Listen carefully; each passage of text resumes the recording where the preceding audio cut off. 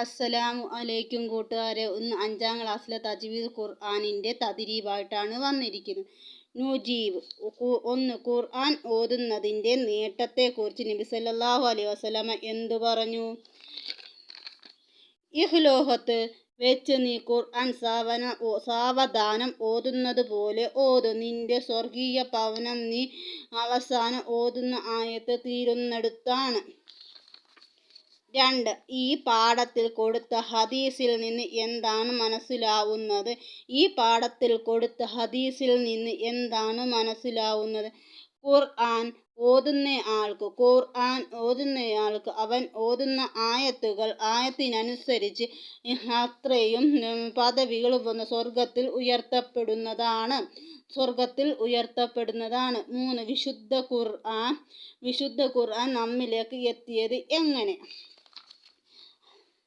അല്ലാഹു തആലയുടെ വിശുദ്ധ കലാമായ ഖുർആൻ ജിബ്രീൽ അലൈഹിവസല്ലമയിലൂടെ നബി സല്ലല്ലാഹു അലൈഹി വസല്ലമക്ക് ശേഷം സജ്ജരിതരായ സഹാബത്ത്, താബിഈങ്ങൾ, ഇമാമുകൾ തുടങ്ങി ഗുരു പരമ്പരയിലൂടെ നമുക്കും ലഭിച്ചു.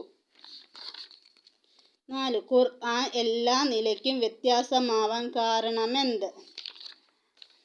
വിശുദ്ധ ഖുർആൻ ഇലാഹി വചനങ്ങളായതുകൊണ്ട് തന്നെ എല്ലാ അർത്ഥത്തിലും മാറ്റത്തിൽ നിന്നും വ്യത്യസ്തമാണ്. 5. ഖുർആൻ പാരായണം ചെയ്യേണ്ടത് എങ്ങനെ? മനുഷ്യരായ നമ്മോടുള്ള അല്ലാഹു തആലയുടെ കൽപ്പനകളും നിർദ്ദേശങ്ങളുമാണ് ഖുർആൻ എന്ന വിചാരത്തോടെ നിയമങ്ങൾ പാലിച്ചും ഭക്തിയോടുമാവണം നാം പാരായണം ചെയ്യേണ്ടത്. മനുഷ്യരായ നമ്മോടുള്ള അല്ലാഹു തആലയുടെ കൽപ്പനകളും നിർദ്ദേശങ്ങളുമാണ് ഖുർആൻ എന്ന വിചാരത്തോടെ നിയമങ്ങൾ പാലിച്ചും ഭക്തിയോടുമാവണം നാം പാരായണം ചെയ്യേണ്ടത്. നഖ്റ വ നസീൽ. വിശുദ്ധ ഖുർആൻ ഇലാഹി വചനങ്ങൾ. വിശുദ്ധ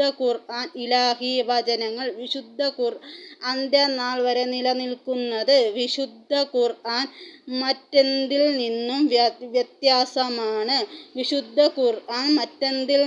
വ്യത്യാസമാണ്? വിശുദ്ധ ഖുർആൻ പാരായണവും സത്യവിശ്വാസികൾക്ക് അനിവാര്യം. വിശുദ്ധ ഖുർആൻ പാരായണം സത്യവിശ്വാസികൾക്ക് അനിവാര്യമാണ്.